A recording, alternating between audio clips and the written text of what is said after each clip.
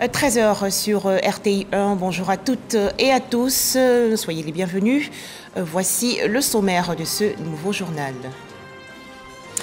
À la une, le retour hier en Côte d'Ivoire du président de la République. Alassane Ouattara a participé au 62e sommet ordinaire de la communauté économique des États de l'Afrique de l'Ouest à Abuja au Nigeria, rencontre essentiellement portée sur les transitions au Mali, au Burkina Faso et en Guinée-Conakry. Dans ce journal également, la visite de la représentante du secrétariat général des Nations Unies chargée des questions de violence à l'encontre des enfants au centre de transit de Agboville dans le sud-est de la Côte d'Ivoire. Le docteur Nadja Majid s'est imprégné des conditions de travail et de vie des pensionnaires. Enfin, 3 morts et environ 30 personnes coincées dans un glissement de terrain dans la région nord-ouest de la Colombie. Tout d'abord, le sommet des chefs d'État et de gouvernement de la communauté économique des États de l'Afrique de l'Ouest. La CEDEAO exige que le Mali libère les 46 soldats détenus au plus tard au 1er janvier 2023 sous peine de sanctions. Il s'agit donc des soldats ivoiriens.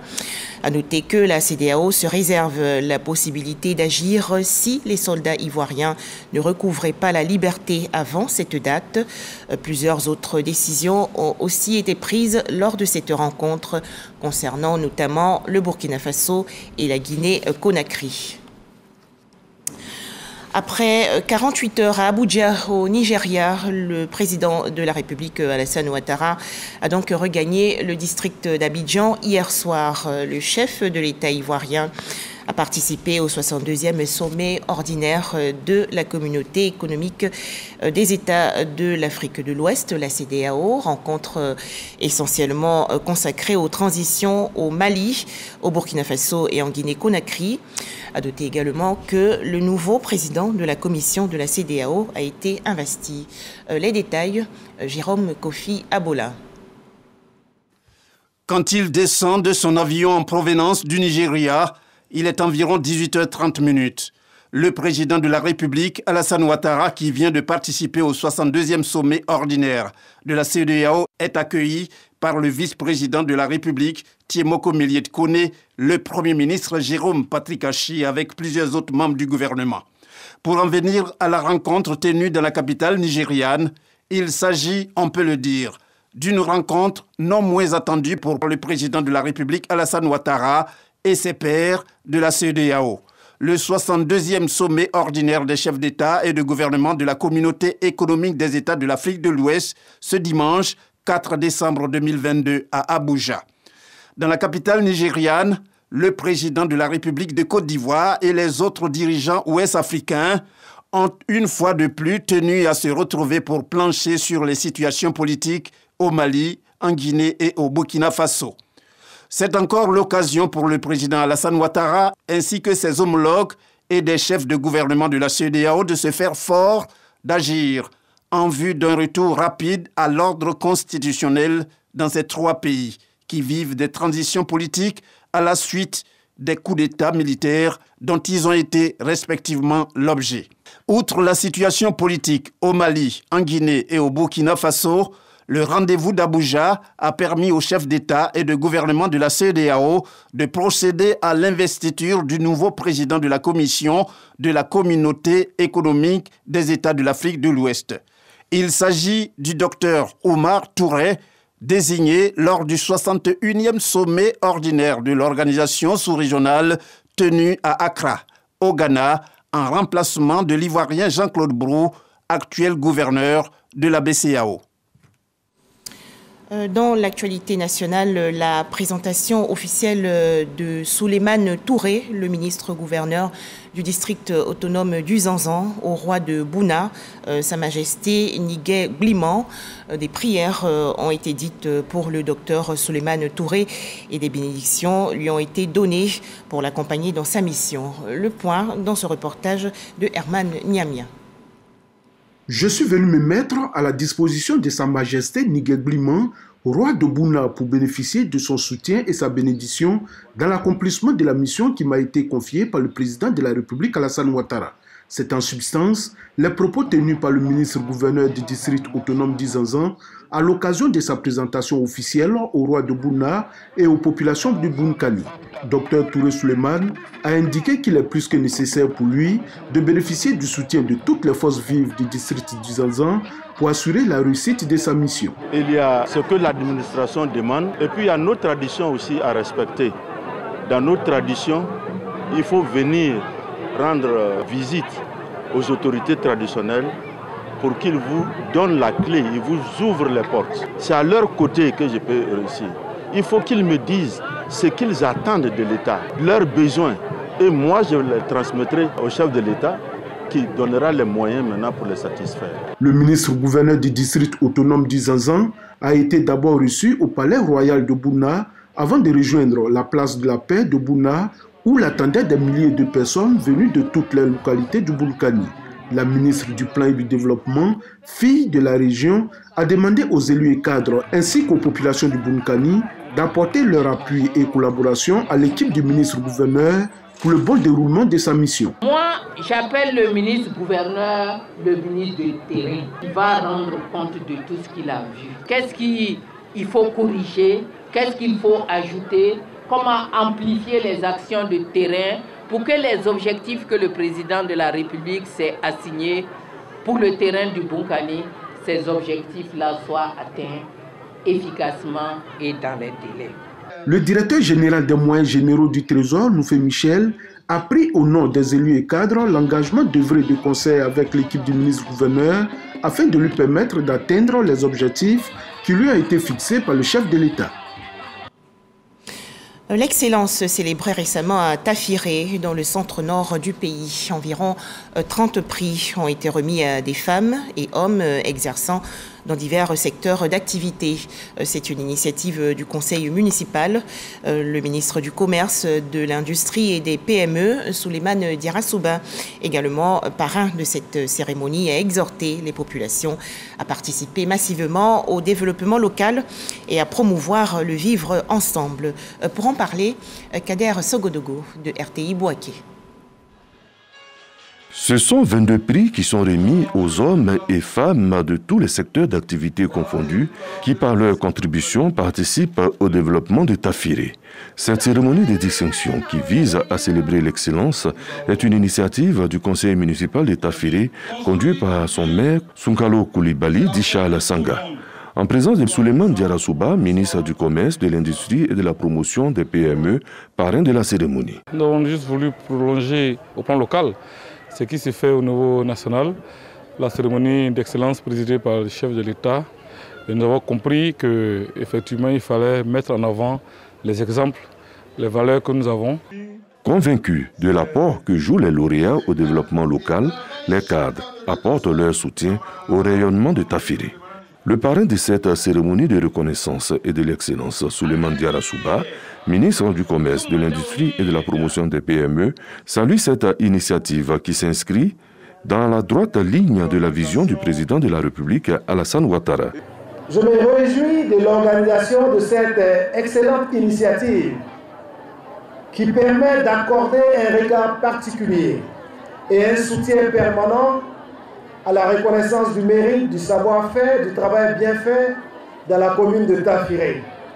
Elle constitue également un impératif qui consacre la saine émulation et contribue au dynamisme du développement par l'engagement du savoir-faire, du bien-faire et des bonnes habitudes et à la construction de l'ivoirien nouveau.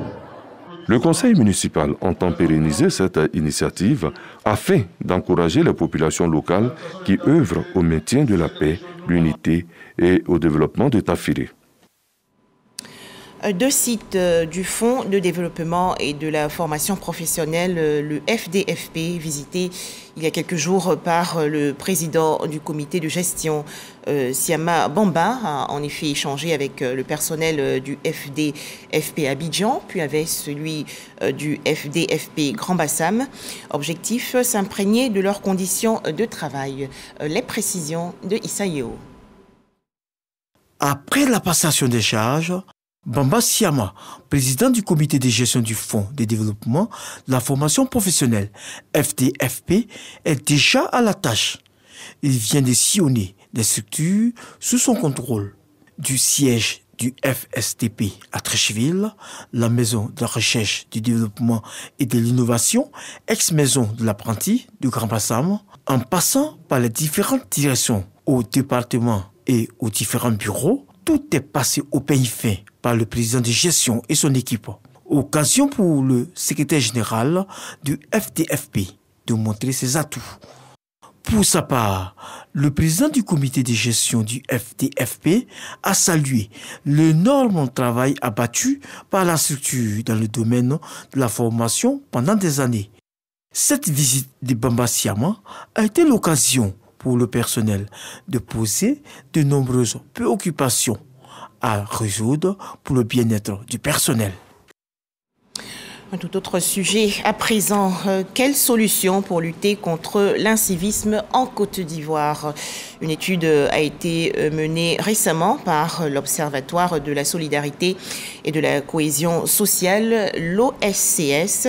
Les résultats ont été présentés et expliqués récemment dans la commune de Cocody aux responsables du ministère de la Solidarité et de la lutte contre la pauvreté. Les précisions de Michel Mambo.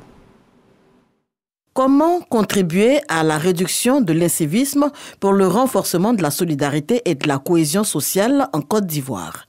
La question a suscité une étude menée par l'Observatoire de la solidarité et de la cohésion sociale, OSCS.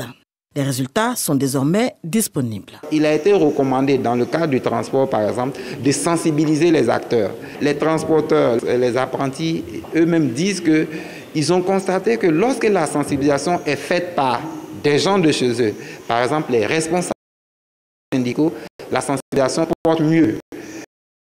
On dit dans le système éducatif qu'il faut faire de l'EDHC une matière entière avec des professeurs dédiés. Il a été dit d'ajouter aussi à l'EDHC les travaux d'utilité publique dans les établissements, et ces travaux doivent être des travaux d'intérêt public, doivent être menés de façon collégiale. Des réflexions qui font suite aux études du Conseil national de sécurité et du ministère de la promotion de la jeunesse en charge du service civique sur la question. Objectif à terme, combattre l'incivisme en Côte d'Ivoire, et l'action est soutenue par l'UNESCO. Notre objectif, c'est de construire la paix dans l'esprit des hommes et des femmes. Ces travaux sont bienvenus pour ramener la population à l'amour du civisme. L'étude a été diligentée depuis le mois de septembre sur toute l'étendue du territoire national. Les recommandations seront portées à la tutelle, des recommandations susceptibles d'aider efficacement les acteurs de la lutte contre l'incivisme en Côte d'Ivoire. Disons tous non au coronavirus et oui à la vaccination.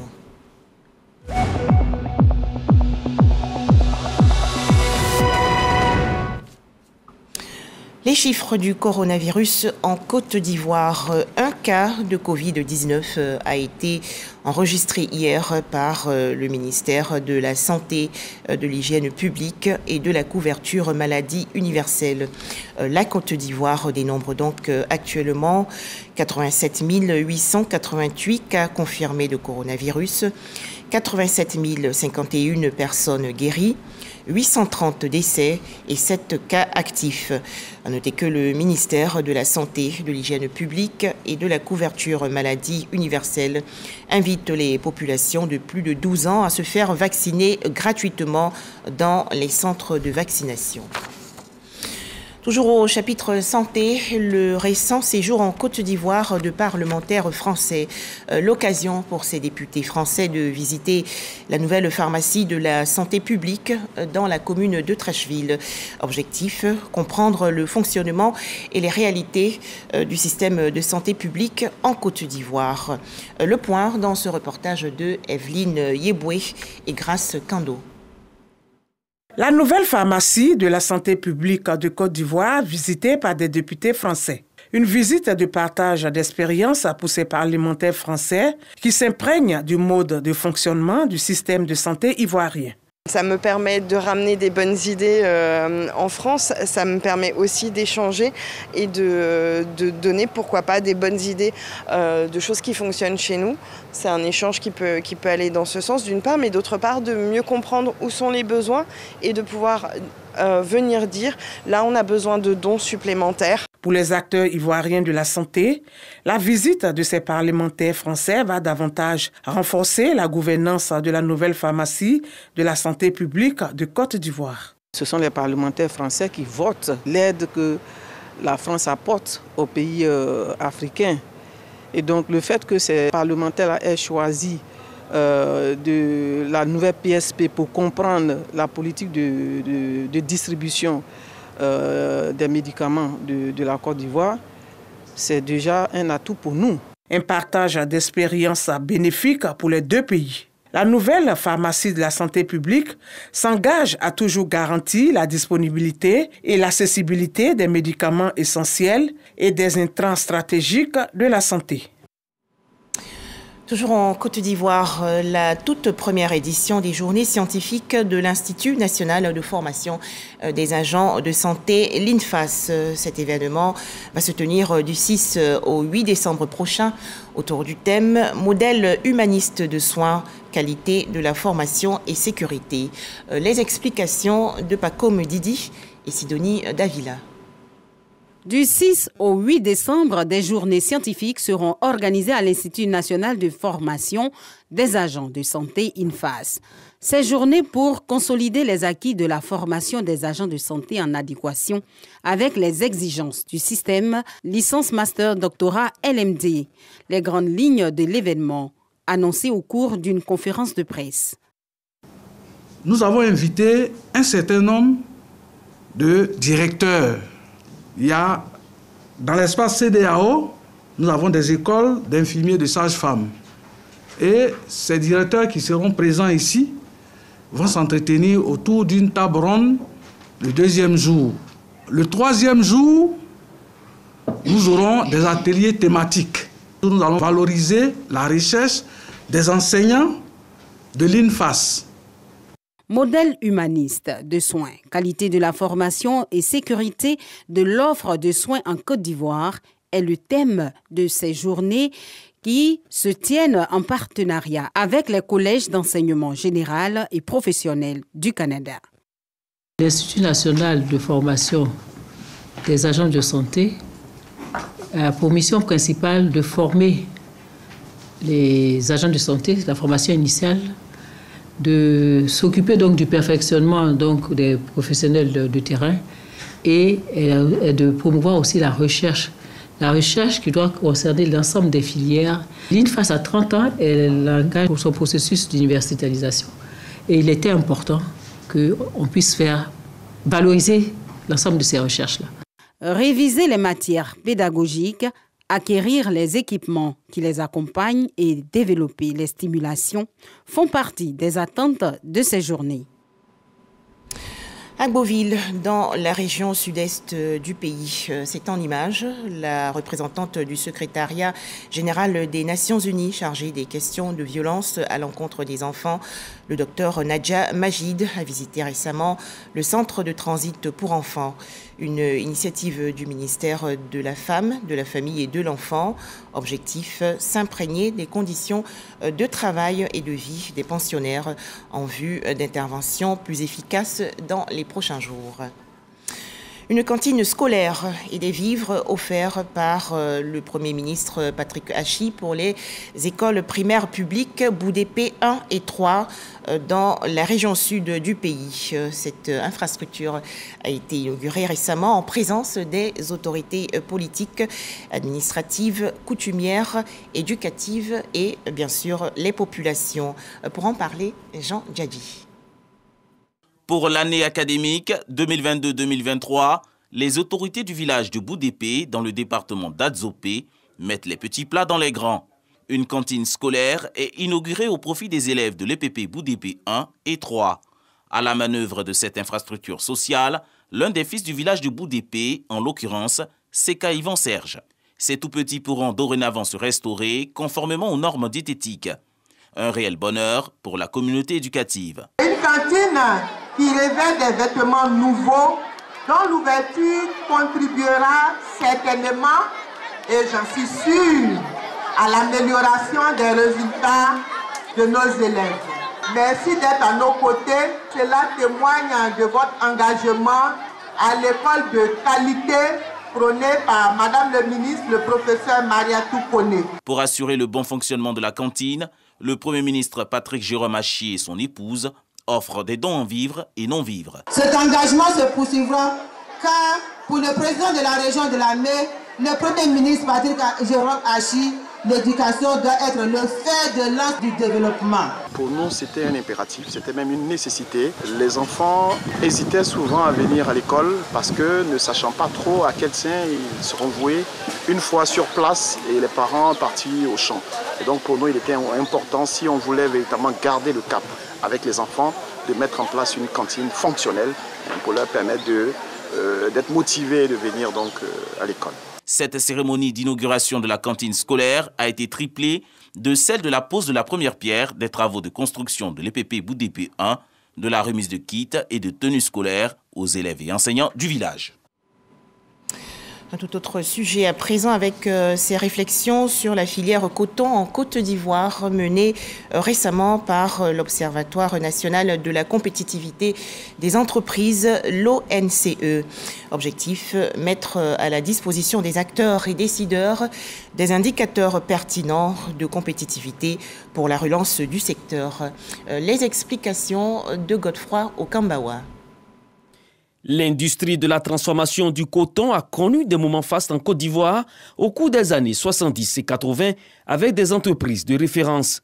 Mais au début des années 90, le tissu industriel textile s'est fortement dégradé. Il a fallu attendre 2012 pour la reprise des activités suite aux réformes entreprises par le gouvernement.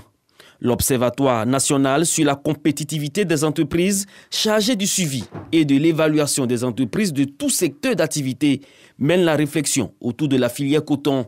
Objectif, faire l'état des lieux et des propositions pour le renforcement du dynamisme observé au cours de ces dernières années dans ce secteur. Aujourd'hui, il est question de réfléchir pour voir comment est-ce qu'on peut relancer ce sous-secteur d'activité de transformation de la fibre de coton. On a les éléments et aujourd'hui, c'est de pouvoir corriger, disons, ce sous-secteur-là quand même qui est assez important. La relance de la transformation locale dans tous les secteurs d'activité demeure une préoccupation pour le gouvernement. Avec l'ouverture de plus en plus prononcée des marchés et les évolutions technologiques enregistrées dans les industries à travers le monde, notre secteur de la transformation du coton se trouve confronté à la rude concurrence internationale, ce qui l'oblige à repenser ses stratégies.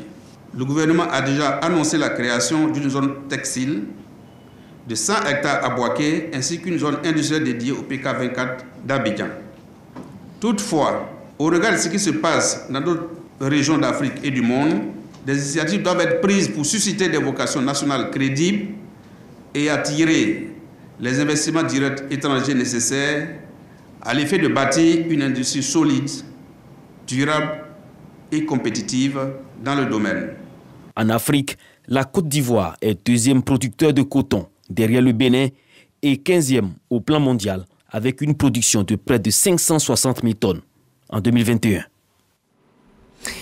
Boaké, dans la région centre du pays. 3 mois après sa prise de fonction en Côte d'Ivoire, l'ambassadrice de l'Union européenne, Francesca Di Mauro, a visité les projets cofinancés par l'UE dans la localité. Il s'agit notamment des projets Boaké, Ville durable et Energos. Boubacar Silla et Kader Sogodogo de RTI Boaké. Une délégation de l'Union européenne conduite par Francesca Di Mauro en visite de travail à Boaké. La diplomate européenne en Côte d'Ivoire est venue s'imprégner des projets cofinancés par son institution dans la commune, notamment le projet Boaké Ville durable. Un engagement de programme qui se décline en plusieurs axes d'action relatives à la lutte contre les aléas climatiques. En acceptant la soumission de Bouaké pour le projet dénommé Bouaké Vie Durable dans vos institutions, vous avez permis à la commune d'entrer dans une phase décisive de son engagement écologique et social. Toujours dans le cadre du renforcement de la coopération Union européenne-Côte d'Ivoire, la délégation visite l'un des sites du projet Energo à Bouaké. Un projet d'environ 15 milliards de francs CFA financé par l'Union européenne qui vise à l'accroissement de l'accès au secteur électrique par le renforcement et le développement des réseaux de distribution en milieu urbain et périurbain dans les villes de Bouaké et de San Pedro. Les projets qui donnent de meilleurs résultats, d'où la satisfaction de la diplomate européenne. C'est un projet très important que nous avons financé à Bouaké et aussi à San Pedro. C'est un grand projet d'envergure qui s'appelle Energos de l'Union européenne, évidemment en collaboration avec la Côte d'Ivoire, pour vraiment distribuer l'électricité aux foyers. Et ce qui était intéressant ce matin, c'est de voir d'abord ces équipements qui fonctionnent d'une manière très moderne, des équipements très vraiment à la pointe dont bénéficie ce site, et puis de voir que beaucoup plus de ménages que ce qu'on pensait ont finalement bénéficié de ce projet. La délégation de l'Union européenne s'est aussi rendue dans quelques ménages de la ville qui utilisent des foyers améliorés non polluants. Un planting d'arbres à la mairie de Bouaké a mis fin à la visite de l'ambassadrice de l'Union européenne, 3 mois après sa prise de fonction en Côte d'Ivoire. Le Bureau national d'études techniques et de développement, le BNET, récemment en fête. En effet, 380 agents ont été décorés lors d'une cérémonie. Les détails, Frédéric Oulaye et Didier Nguessan. Plusieurs années de bons et loyaux services, 384 agents du Bureau national d'études techniques et de développement, BNET, décorés à la médaille d'honneur du travail pour leur apport pour le rayonnement de l'institution. J'ai un sentiment vraiment de joie pour cette distinction et je dis merci beaucoup au directeur général de BNET aussi qui a pensé vraiment au service qu'on a rendu à la maison. Cette cérémonie, ça motive les agents. Ça donne le courage de donner le meilleur de soi-même. 38 travailleurs sont distingués dans la catégorie Grand Or, 74 dans la catégorie Or, 85 pour la catégorie Merveille et 186 pour l'argent. Cette distinction traduit la reconnaissance du BNET envers les artisans de la Côte d'Ivoire moderne au regard des infrastructures réalisées. 7 ans après la précédente édition, nous avons souhaité marquer un arrêt pour célébrer la longévité du personnel du BNET à la tâche. Henry Ford disait: se réunir est un début, rester ensemble est un progrès, travailler ensemble est la réussite. C'est animé par cet esprit d'équipe que le personnel du BNET avance et gagne jour après jour. Le ministre de l'Emploi et de la Protection sociale, Adama Kamara, et le ministre de la Santé, représentant le Premier ministre, ont magnifié les longues années de dur labeur de ces agents. Distingués récipiendaires, les médailles que vous venez de recevoir sont le symbole de la reconnaissance de la nation pour les services que vous avez rendus avec honneur et dignité dans le respect des valeurs républicaines prônées par son Excellence, Monsieur le Président de la République. Félicitations à vous pour votre travail. Toutes ces années de travail acharné ont permis de positionner le BNET et aussi le pays, la Côte d'Ivoire, comme au premier plan donc, des pays d'Afrique. Et le BNET comme un partenaire de choix de l'État de Côte d'Ivoire et un outil de qualité pour penser le développement de notre nation. Les récipiendaires ont traduit leur reconnaissance aux personnalités. De façon honorifique, les ministres Adama Kamara, Amadou Koulibaly et Jean-Claude Kwasi et Pierre Demba ont reçu des distinctions. Les médailles d'honneur du travail correspondent à une ancienneté comprise entre 15 et 39 ans de service. En image, l'actualité hors de chez nous et direction l'Éthiopie où les rebelles de la région du Tigré procèdent au désengagement de leurs combattants conformément à un accord de paix signé début novembre dernier avec le gouvernement fédéral éthiopien et ont également retiré 65% de leurs combattants des lignes de front. Enfin, drame dans la région nord-ouest de la Colombie. Au moins 3 personnes sont mortes et une vingtaine d'autres ont été ensevelies hier dans un glissement de terrain. Des brigadiers ont été déployés dans la zone pour tenter de secourir les survivants. Voilà, c'est la fin de ce journal. Merci de nous avoir suivis. Excellent début de semaine à toutes et à tous sur RTI 1.